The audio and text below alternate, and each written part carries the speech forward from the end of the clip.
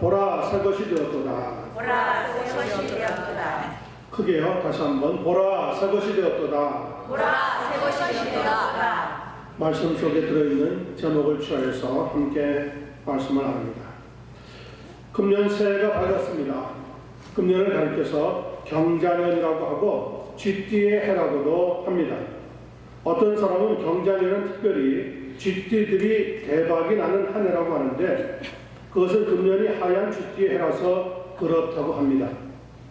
그러면서 쥐띠들은 자기 주장이 강하지 않고 오히려 다른 사람의 의견에 동조하는 경향이 매우 강하지만 그렇다고 해서 귀가 얇은 편은 아니고 눈치가 빠르며 검소하나 독립심은 매우 강한 성격이지만 대체로 온순하고 내성적 성향의 소유자로서 주변의 사람들 기쁘게 하려 한다고 설명하기도 합니다. 그러면서 금년 쥐띠생들의 운세를 가리켜서 번영의 해라고 다소 흥분해하는 이야기도 듣습니다. 이렇게 신년이 되면 동양에서는 띠, 서양에서는 별자리를 따지는 풍습이 있습니다. 12지라고 하는 것은 12마리의 동물, 즉 쥐, 소, 호랑이, 토끼, 용, 뱀, 말, 양, 원숭이, 닭, 개, 돼지를 가리키고요. 이들을 가리켜서 땅을 지키는 12수호신이라고 해서 12지신이라고 부르기도 합니다. 그런데 성도들 가운데서도 이런 말을 교회에서나 가정에서 스스럼없이 하는 것을 보거나 들을 때 저는 좀 씁쓸하고 안타까운 느낌이 들 때가 많습니다.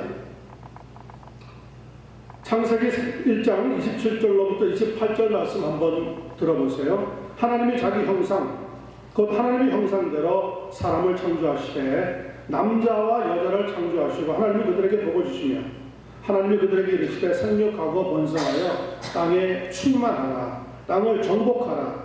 바다의 물고기와 하늘의 새와 땅에 움직이는 모든 생물을 뭐하라? 다스리라 하셨다고 했습니다.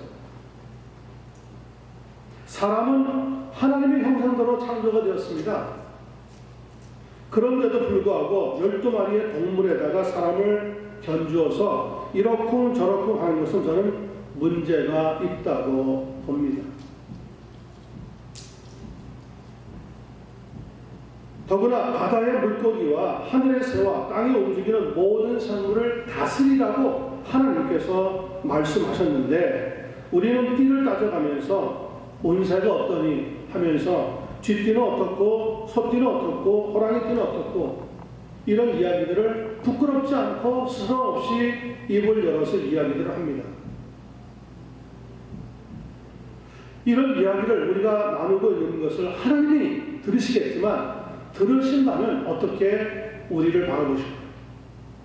그래 너희들 참 잘한다 그렇게 하나님이 말씀하실까요? 저는 그렇지 않다고 생각합니다.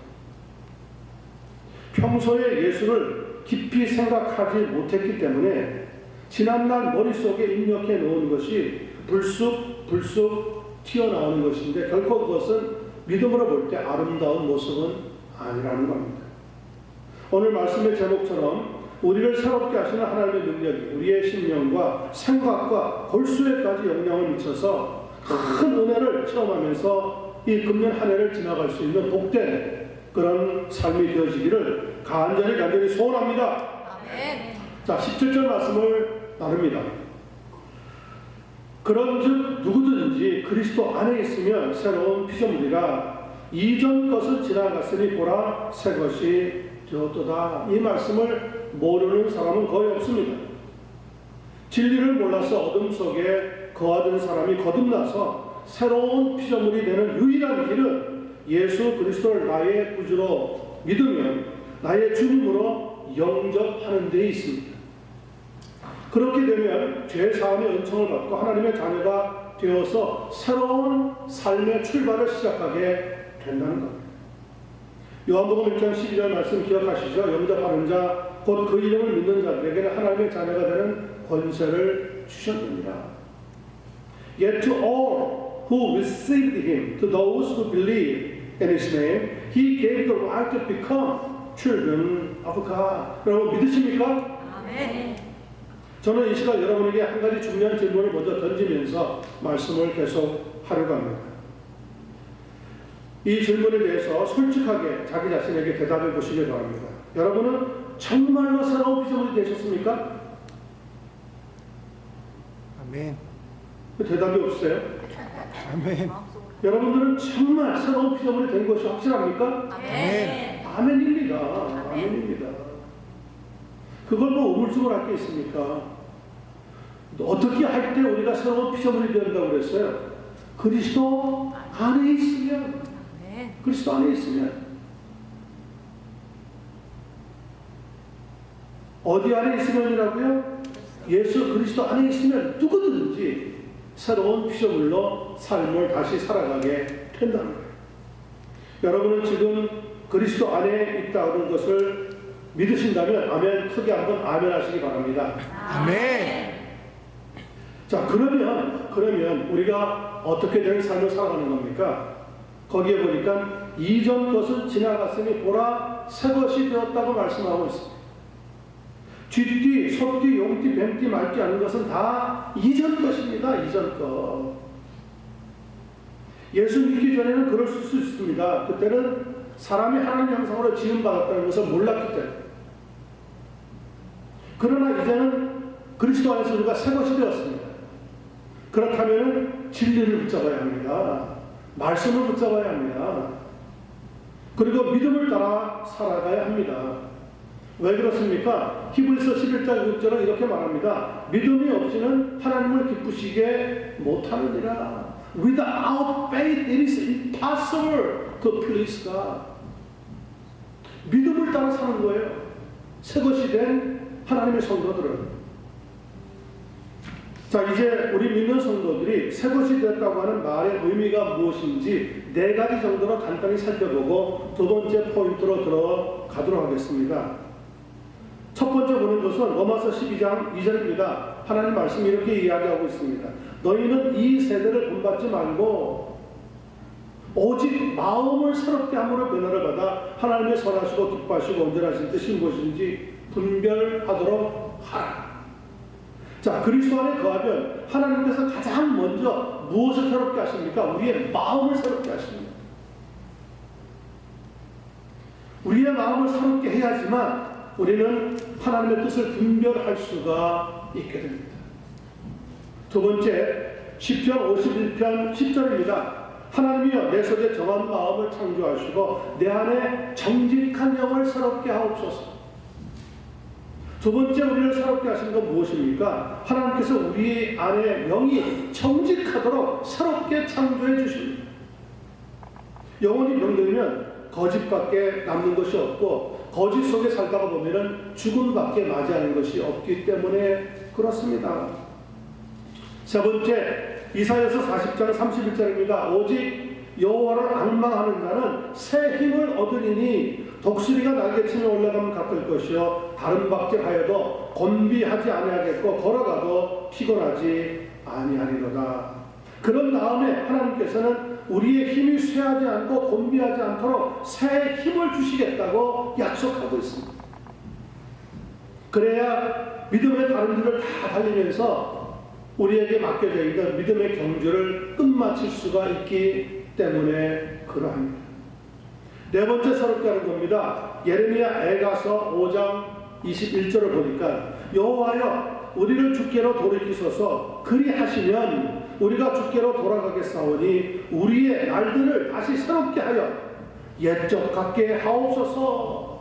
자, 또 감사해야 될 것은 때때로 우리가 실수하기도 하고 범죄하기도 하고 넘어지기도 하지만 그것은 우리가 연약하기 때문에 그런 거예요. 아무리 믿음이 좋은 사람도 연약해질 때가 있어요. 그럼 허물이 생겨요. 넘어지기도 해요. 그렇다고 해서 하나님은 우리를 버리시거나 형벌을 내려서 끝내시지 않는다는 거죠. 오히려 주님께서는 우리에게 돌이킬 수 있는 회개의 기회를 주셔서 우리의 날들을 다시 새롭게 살아갈 수 있도록 역사해 주신다는 겁니다. 저는 분명히 그렇게 되는 줄로 믿습니다. 아멘. 사도 바울이 뭐라고 고백했습니까? 고린도후서 4장 16절에 보니까 그러므로 우리가 낙심하지 아니하노니 우리의 겉사람은 낡아지나 우리의 속사람은 날로 새로워지는도다. 맞아요. 우리의 겉사람은 시간이 가면 갈수록 점점 낡아져요. 그런데 하나님이 우리 속에 심어놓은 삽사람, 새 사람이 매일매일 더 강건해지게 역사해 주신 겁니다. 사람이 장성해서 결혼을 하게 되면 남자는 뭐라고 부릅니까? 새신랑이라고 부릅니다. 여자는 뭐라고 부릅니까? 새색시 혹은 새댁이라고 부릅니다. 나이가 어려서 결혼을 해도 마찬가지이고 나이가 들어서 결혼을 해도 마찬가지입니다. 남자는 새신랑이고 여자는 새색시입니다. 결혼했다고 해서 사람이 다르는 것은 아닙니다. 새로워진 것도 아닙니다. 그 사람이 그 사람입니다. 오히려 결혼을 하고 나면 결혼하기 전보다 더 헌 사람이 되어져야 한다고 생각할 수 있습니다. 그런데도 결혼을 하고 난 뒤에 우리는 새 신랑, 또 새 신부, 새댁이라고 부릅니다. 그 이유는 결혼함으로 인하여 결혼하기 전과는 전혀 새로운 삶을 살아가기 때문에 그런 겁니다. 결혼하기 전에는 혼자 살았습니다. 그러나 결혼하고 나면 두 사람이 이제부터는 새로운 삶을 살아가는 거예요. 그래서 이전과 같이 혼자 살듯이 살 수는 없다는 겁니다. 성도의 삶이 그렇습니다. 믿음 생활이라고 하는 게 뭐예요? 내가 신랑 되시는 예수 그리스도의 신부로서 삶을 시작하는 것, 그것이 믿음 생활이에요. 그래서 믿기 전의 삶으로 돌아가면 안 되는 거예요. 새로워진 믿음의 삶을 자꾸자꾸 살아가는 거예요. 성도 여러분, 2020년도인 올해는 우리의 속사람이 날로 새로워지는 그런 은혜가 충만히 넘치는 복된 삶으로 이어지는 한 해를 꼭 만드시게 되기를 예수님의 이름으로 간절히 축원합니다. 두 번째 18절 보겠습니다. 모든 것이 하나님께로 나왔으며 그가 그리스도로 말미암아 우리를 자기와 화목하게 하시고 또 우리에게 화목하게 하는 뭘 주셨어요? 직분을 주셨어요. 예수 그리스도를 믿고 나면 우리는 새것이 되고 새로운 피조물이 된다고 했습니다. 그러면 내가 이전에 갖고 있지 않던 새로운 성품이 생겨나기를 시작하는데 그것을 가리켜 본문에서는 화목하게 하는 직분이라고 부르고 있습니다.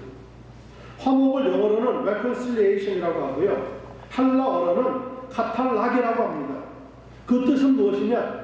화목이라고 하는 뜻은 서로가 가지고 있는 적대감을 벗어버리고 평화의 관계를 유지한다. 다시 말하면 이전에 평화스럽던 그 관계로 다시 회복되어져서 돌아간다 그런 거예요. 예수 그리스도를 믿고 나면 하나님과 원수가 되었던 우리가 이전에 하나님과 교제하던 관계로 돌아가게 된다는 거예요. 그리고 새로운 믿음의 삶을 살아가기를 시작하게 되는 것이 바로 성도의 특권이고 하나님이 우리에게 주신 축복이라고 말할 수가 있는 겁니다. 그러니까 예수님을 믿기 전에 우리에게는 본질적으로 어떤 요소를 많이 가지고 있었느냐? 미움과 시기와 질투와 탐욕과 무정 등등 하나님께서 미워하시는 요소들이 많이 있었습니다. 어떤 사람은 미워하는데요, 죽을 때까지 미워하는 사람이 있어요. 죽을 때까지. 눈을 감으면서도 난 그 사람 용서 못해 이런 중인 사람이 있다니까요. 그게 우리의 본질이에요, 원래. 그러나 예수님을 믿고 나면 우리에게 어떤 요소들이 마음속에 자라나기를 시작합니다. 베드로후서 1장 2절과 4절 말씀 들어보세요. 하나님과 우리 주 예수 그리스도를 알므로 은혜와 평강이 너희에게 더욱 많을지어다. 그의 신기한 능력으로 생명과 경건에 속한 모든 것을 우리에게 주셨으니 이는 자기의 영광과 덕으로서 우리를 부르신 이를 알므로 말미암음이라. 이로써 그 보배롭고 지극히 큰 약속을 우리에게 주사 이 약속으로 말미암아 너희가 정욕 때문에 세상에서 썩어질 것을 피하여 신성한 성품, 이전 개역 성경에는 신의 성품이라고 번역해 놓았습니다. 신의 성품에 참여하는 자가 되게 하려 하셨느니라. 신의 성품을 소유하게 된다는 거예요. 우리의 본질을 벗어나서 예수 그리스도를 믿고 나면, 그래서 우리가 새로운 삶을 시작하게 되어지는 거죠. 이것을 가리켜 성령의 열매라고 부르기도 합니다. 이 신의 성품에는 사랑과 희락과 화평과 인내와 자비와 양선과 온유와 충성과 절제와 같은 요소가 들어있습니다. 우리의 본질적인 요소인 시기와 미움과 질투와 비판 같은 것들은 들어있지 않습니다. 그 중에서도 오늘 본문 18절에 보니까 우리에게 무엇하는 직분을 주셨다고 했어요? 화목하게 하는 직분, 다시 말하면 화평하게 하는 직분, 누구와 더불어서 평화를 유지할 수 있는 그런 직분을 허락해 주셨다. 그렇기 때문에 예수님을 믿고 나면 우리가 제일 먼저 하게 되는 것이 하나님과 화목하게 하는 것, 하나님과 화목하게 되어지는 것. 오늘 다 읽지는 않았지만 본문 20절을 보면 성경 말씀은 우리에게 이렇게 권면하고 있습니다. 그러므로 우리가 그리스도를 대신하여 사신이 되어 하나님이 너희를 통하여 너희를 권면하시는 것 같이 그리스도를 대신하여 간청하노니, 정말 간절히 애청하고 요청하는 거예요. 꼭 이렇게 들어가는 거예요. 예수 믿는 너희들은 뭐라고 얘기합니까? 너희는 하나님과 화목하라. Be reconciled to God. 하나님과 화목하지 않으면 모든 관계가 다 엉클어지는 거예요. 누가복음 16장 26절을 보면 예수님께서 날마다 호화롭게 거들먹거리는 부자에게 이런 말씀을 경고로 해주십니다. 하나님과 사람 사이에 큰 구렁텅이가 놓여 있어 이쪽에서 저쪽으로 건너가고자 하되 갈 수 없고 거기서 이쪽으로 건너올 수도 없느니라. 그렇기 때문에 우리가 하나님과 화목할 수 있다는 것은 사람의 힘으로 될 수 있는 것은 결코 아닙니다. 왜 큰 구렁텅이가 하나님과 사람 사이에 놓이게 되었습니까? 그것은 실로 첫 번째 사람이었던 아담의 죄 때문에 그리 되었습니다. 인류의 대표자였던 첫째 사람 아담은 하나님께서 에덴 동산의 모든 실과를 먹을 수 있게 하시면서도 선악과의 실과만 먹지 말라고 하신 말씀을 이해를 못했습니다. 시간이 지나면서 결국 그 말씀에 불순종해서 욕심을 내더니 그 선악과 열매를 결국 따먹고 말았습니다.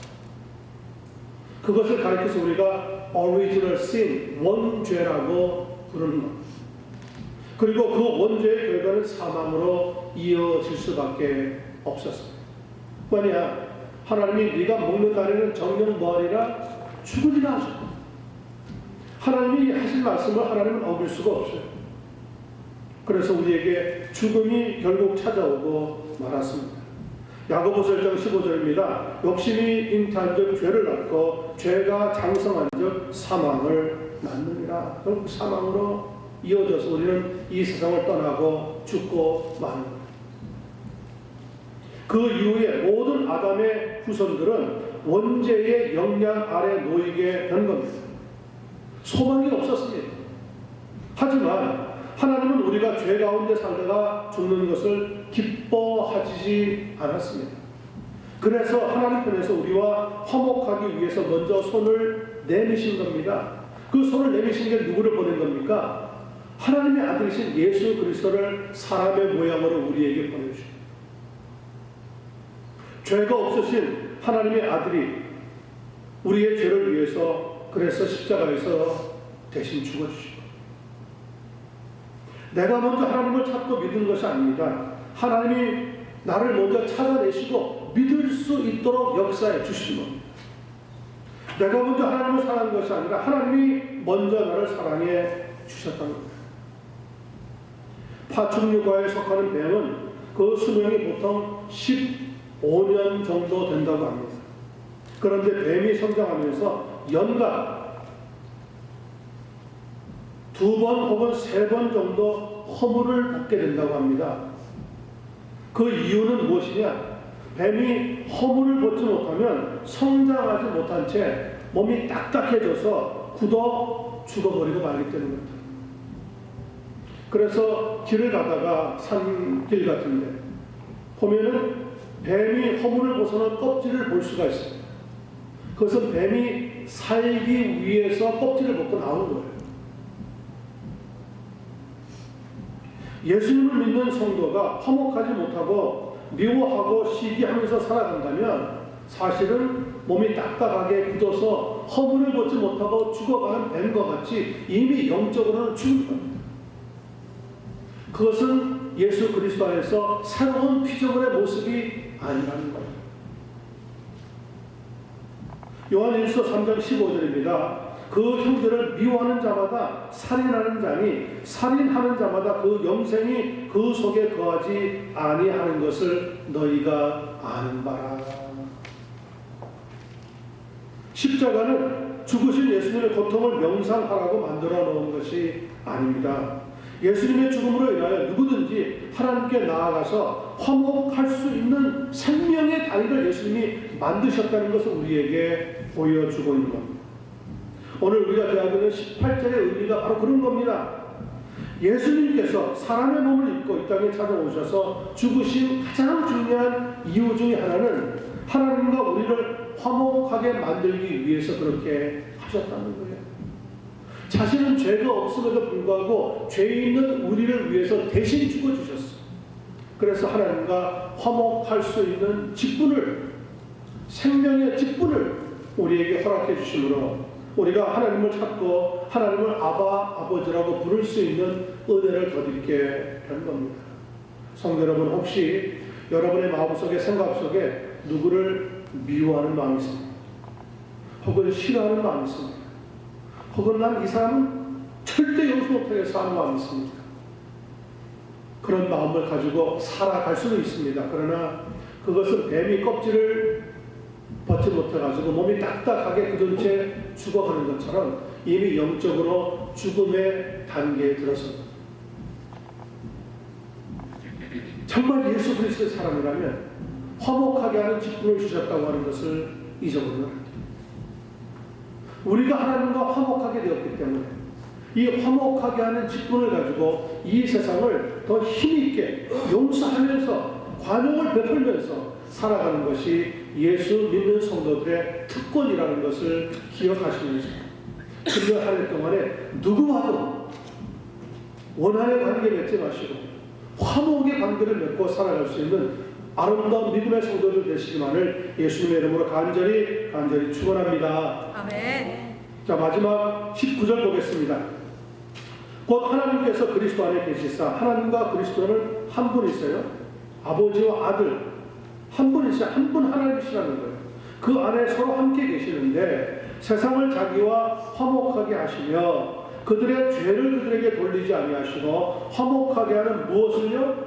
말씀을 우리에게 부탁하셨느니라. 19절 말씀이 너무너무 중요합니다.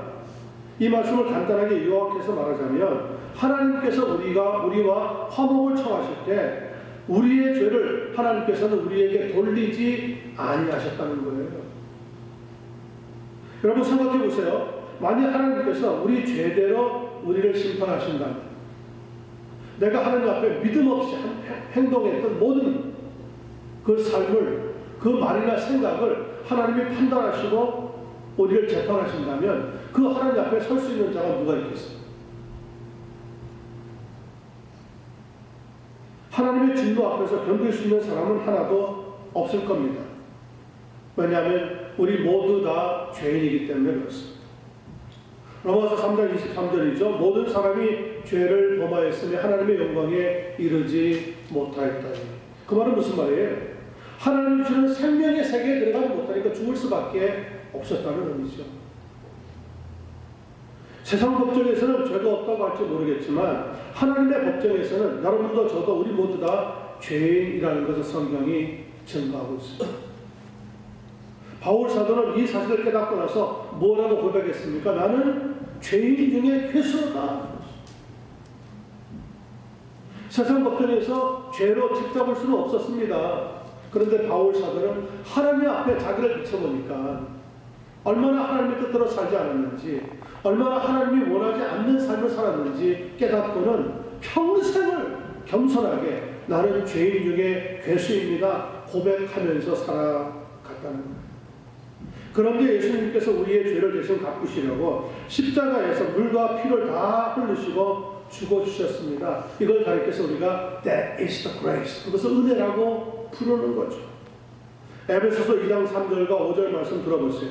전에는 우리도 다 그 가운데서 우리 육체의 욕심을 따라 지내며 육체와 마음에 원하는 것을 하여 다른 이들과 같이 본질상 진노의 자녀이었더니 긍휼이 풍성하신 하나님이 우리를 사랑하신 그 큰 사랑을 인하여 허물로 죽은 우리를 그리스도와 함께 살리셨고 너희는 은혜로 구원을 받은 것이라.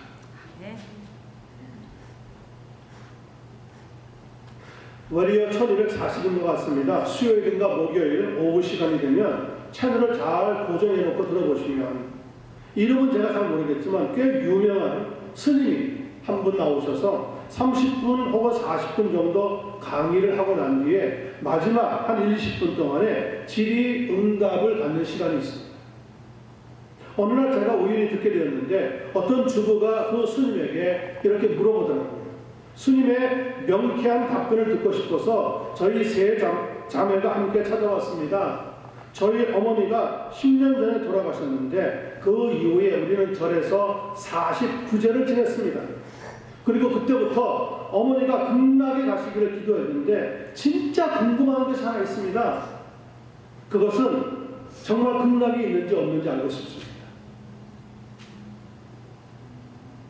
만약에 극락이 있다면 거기서 우리 어머니가 우리들을 기다리고 있는지요? 스님 대답 좀 해주시기 바랍니다. 자, 그랬더니 질문한 주부에게 그 스님이 나를 따라하라고 하면서 답변해 주었는데 여러분 뭐라고 이야기했는지 아세요? 나를 따라하세요 하면서 이렇게 이야기하더라고요. 믿는 자에게